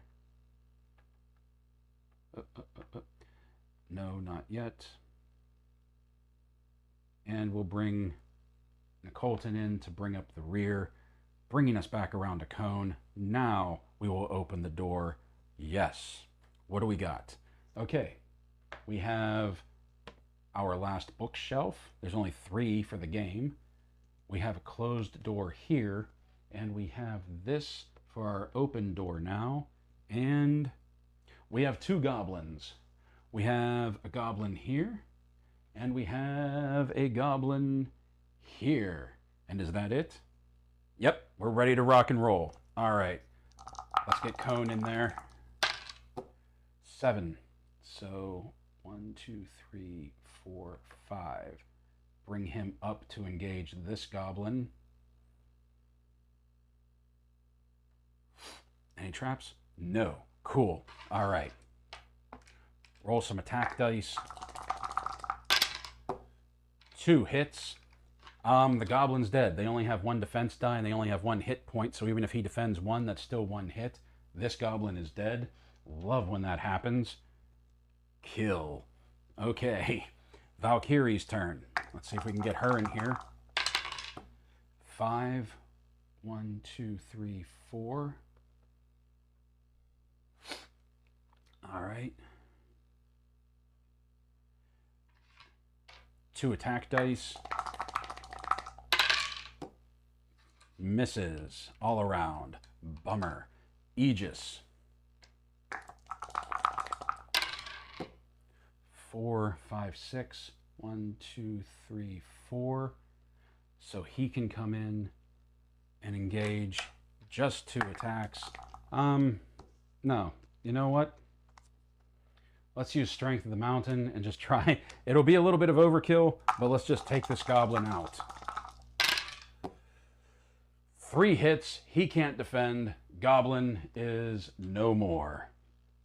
Dink, dink, dink. All right. We'll bring Nicolton in. Forever bringing up the rear. He gets the earth back. And let's see. What's the first thing we want to search for? It's probably futile at this point, but let's search for traps. No traps. Coming around to Cone, let's search for treasure. A treasure card. Once again, we go to the deck. Let's shuffle this up.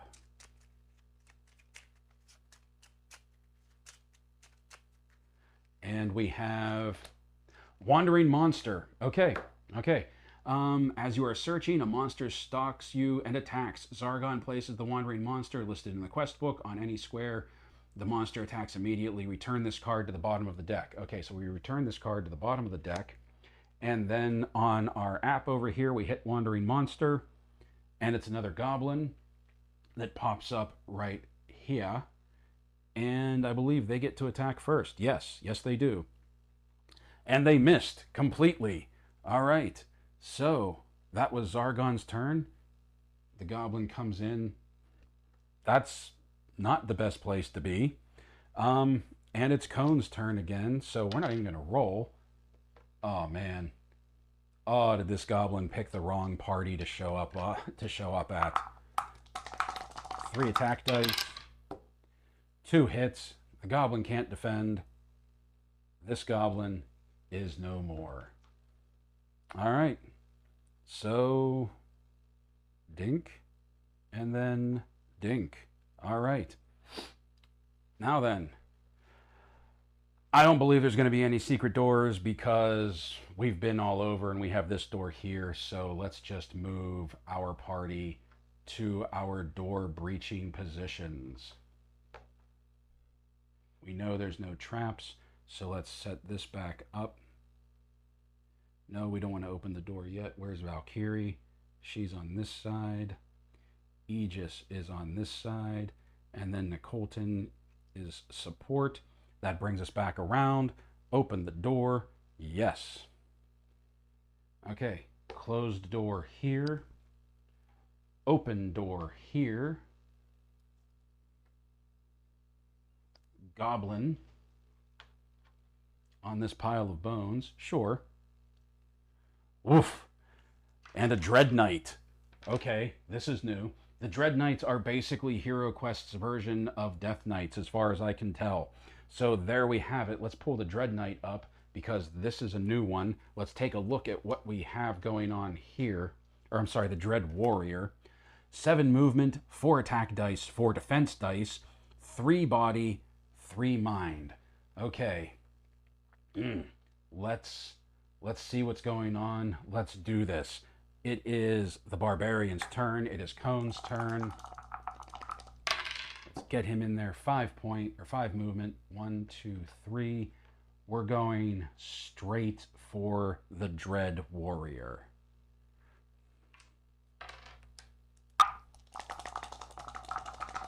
Three attack dice.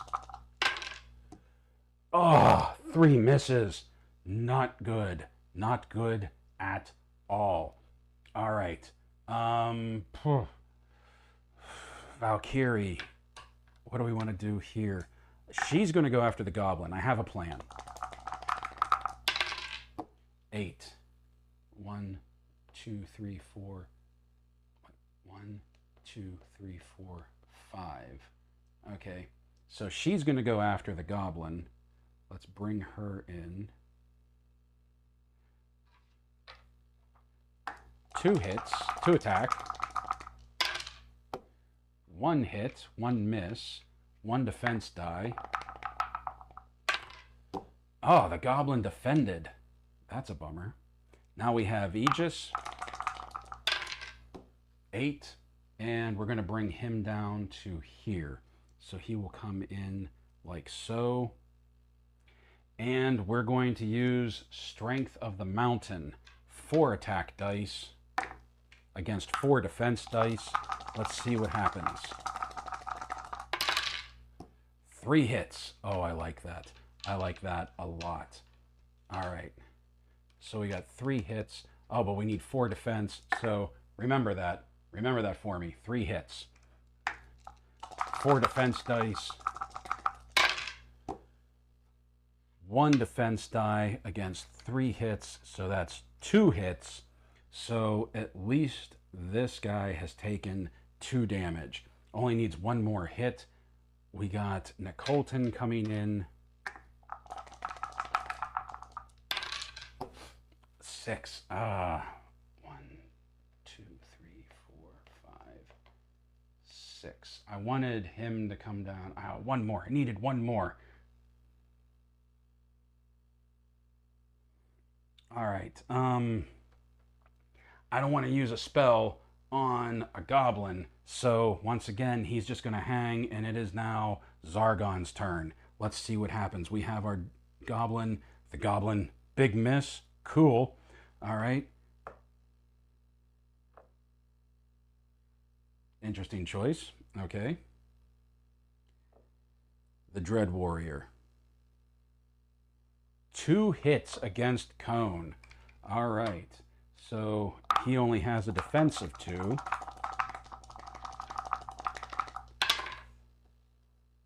One hit. All right. 1 hit against Cone. Cone's been taking some damage, man. All right. So he's down to 5.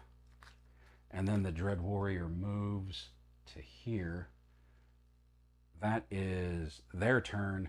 Back to Cone. Not going to bother rolling movement. Just move him down and have him attack the Dread Warrior.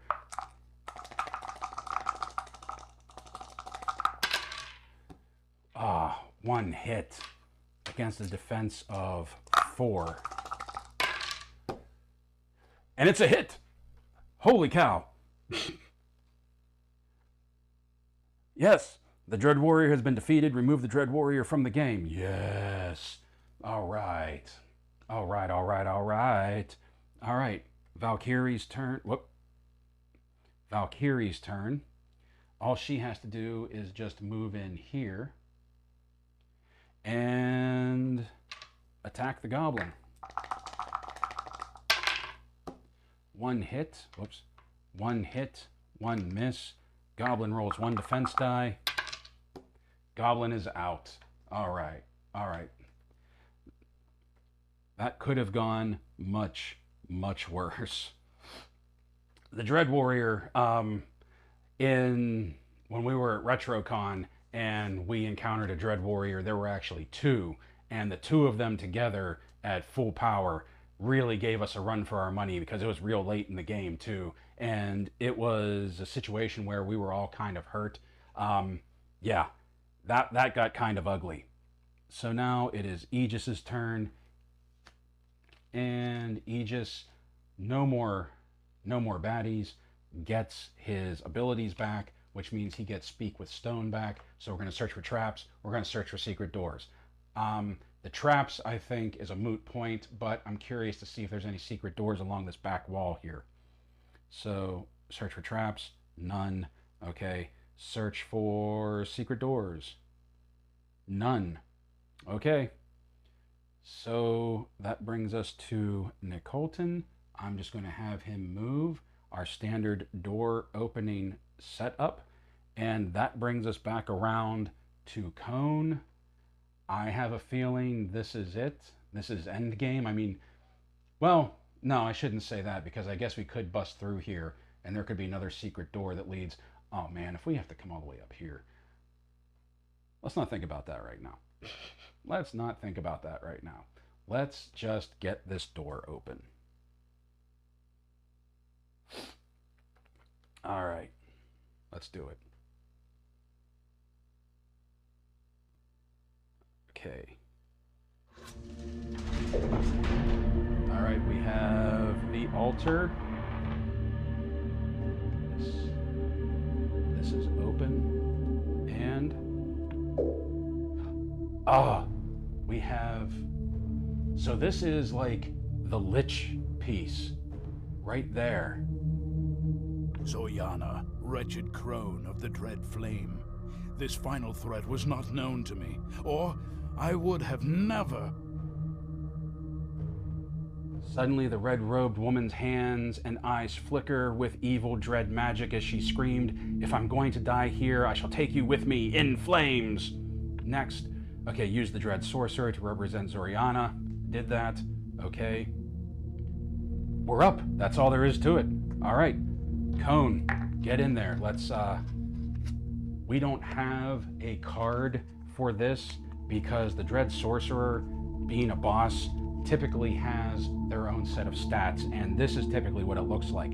I'm not going to be surprised if there's a lot of question marks.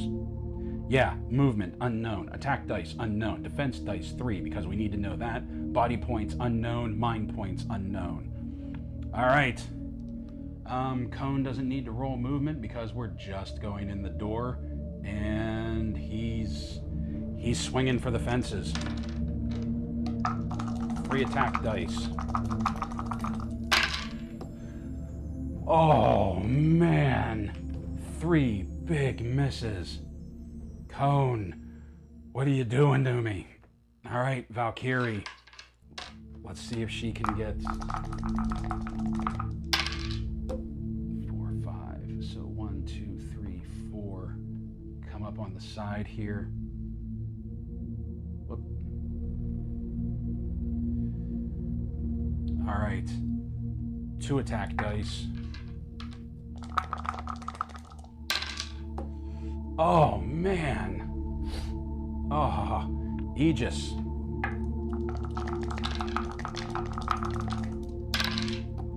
Okay, that's enough to bring him in here. So now we have her flanked from all sides. So Aegis comes in, and we're going to use Strength of the Mountain. We've been using this with great effect, so... yeah. Oh my, only 2. Only 2 hits, 2 misses. She has a defense of 3, is that right? Yes. 3 defense dice. Ooh, 2 hits. Nice. So, 1 damage, 2 damage. Not dead. Okay.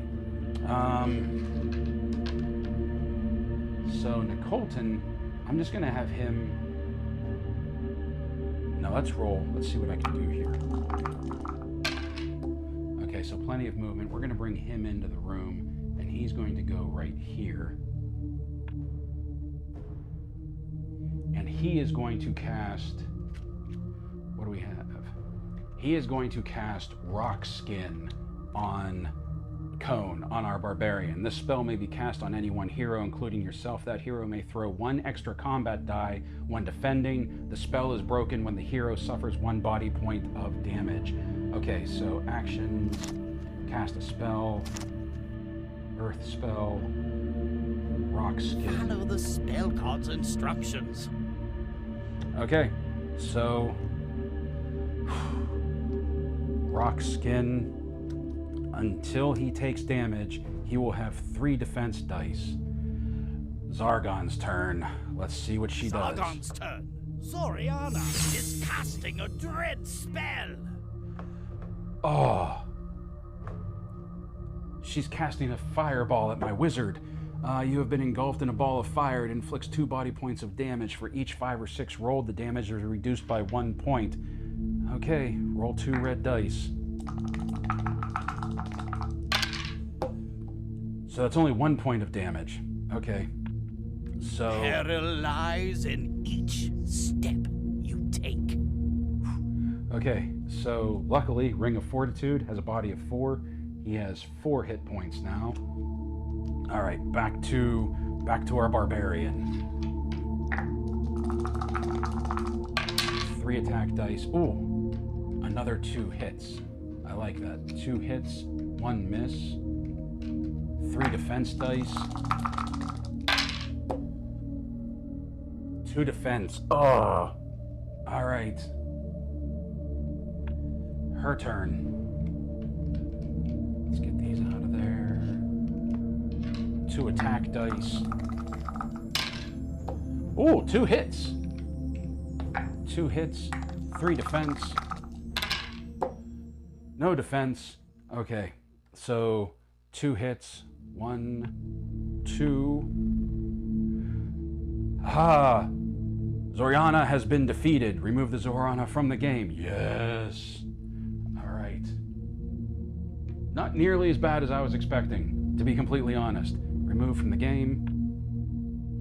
Zoriana defeated. Zoriana collapses, her hand hitting the ground. Within the curl of her gnarled fingers, a ball of fire extinguishes, and with it, so too does her final breath leave her body. Oh, bracers, treasure. You discover a set of hardened leather bracers, sea armory, worn by Zoriana. They have fire symbols burned into them and carry the faint scent of brimstone and ash. Add the bracers to your character sheet. Okay, so let's go to the equipment card right here. We have our bracers, and these hardened leather bracers give you 1 extra defense die, maybe combined with the helmet and or shield. Okay, off the top of my head, I think we're going to give that to the barbarian, because Cone with the bracers will have a defense of 3, Valkyrie with the shield will have a defense of 3, and Aegis as a monk will have a defense of 3. So our 3 main combatants will have a defense of 3. I like that. You have done well, brave heroes. The last of Zargon's minions have been defeated before they are able to escape and regroup. Tales of your heroic feats spread wide, increasing your renown throughout the realm. Exit quest. All right, and that's it. That is the end of the campaign. Or not the campaign, but that is the end of this quest. So, I hope you enjoyed that. I really do. I hope you like this. To me, this is like one of the big things about the game, is getting to see the board once everything is completed, see where you've been, see what you've been through, see how things played out. I think this is really, really cool. Now, let's turn that off. Like I said, this was a 0-level quest, but for a 0-level quest, I feel like we got some pretty good stuff. We have bracers that is going to increase Cone's defense. Let's just bump that up now. So his defense will go up to 3 because of the bracers. The rock skin spell was cast. Valkyrie's defense is up to 3 because of the shield. The monk has a defense of 3 already, and we have a ring of fortitude for the wizard, beefing up his hit points. We also have some gold right here. So let's take a look at what we have as far as gold goes. So we have 2 gems right here. Both of them are worth 35 gold points. So 2 times 35, that gives us 70 right there. Plus we have a ring worth 40 gold points. So that's 110. We have 60 gold points, or 60 gold coins right here. So that's 170 gold points. So with 170 gold, now that the quest is over and we are between quests, we can do some shopping, and we have things right here like Potion of Speed. We have a helmet that will also increase defense. We have all kinds of things, but the one thing that I want to pick, let me see here, is this right here, the staff. And I'll explain why. First of all, it's actually the cheapest thing we can buy at 100 gold points. But what I want to read off, take a look at that. This long, sturdy wooden staff gives you the attack strength of 1 combat die, which the wizard already has because of the dagger. Because of its length, the staff enables you to attack diagonally. You may not use a shield when using this weapon. So set up like this. Let's just take a skeleton here. Say the team was set up like this. As I said before, most characters can't attack diagonally. Aegis can with that special attack of his. So far, none of the monsters, unless it specifically states in the description when we face off against them, none of the monsters can attack diagonally too.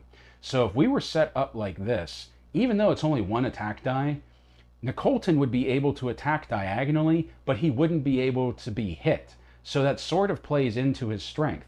If he's attacking a weaker enemy, he can contribute to the fight, not have to use his spells on a weak enemy like a skeleton, but at the same time, it puts him in a position where normally he's not going to be able to get hit. And I like that. It is a little bit of an advantage for the wizard. So we're going to spend, so I have 170 gold. We're going to spend 100 gold. And where did I put, oh yeah. And we're going to get the wizard a staff. So the wizard will have the Ring of Fortitude, the staff, and he still has the dagger that he can throw. But once that's done, it's done. So these gems will return to the treasure trove. And let's erase the ring. Let's erase the 60 gold. And just because it's a stereotype, we're going to let the dwarf carry the gold. So we have 70 gold coins left. And those 70 gold coins will carry over to the next quest, and our treasure will build on top of those. I hope you enjoyed this. I hope you enjoyed playing this game with me. I hope you enjoyed this game. I love this version of Hero Quest. I'm having a blast with it, and I can't wait to get the Spirit of the Queen or whatever. I can't remember what the name of it is, but the Undead expansion pack, and I can't wait to get the Winter expansion pack for the Frozen Lands expansion pack for the winter time. Now, if you play this game and you've played the expansion packs and you think there's a better one to play for spooky season, for Halloween, for Bricktober, please let me know. Or if you've played one that's better for like a Christmas theme, maybe for a very Brickentire Christmas, please let me know. And I hope you join us for our next Friday night game night. Don't touch that dial. Before you go, please remember to do all the YouTube things, like, share, comment, and subscribe. If you already are a subscriber, what a legend you are. If you like what we do here and you want to help the channel grow, please consider becoming a member, whether through YouTube memberships or our coffee monthly subscription. Links to that in the description below. Both of them for $1 a month, you can get access to exclusive content, such as our monthly member exclusive video. This month is the Hasbro G.I. Joe Classified Series Stinger. So until next time, my friends, play well, stay safe, stay healthy, and as always, thank you for watching.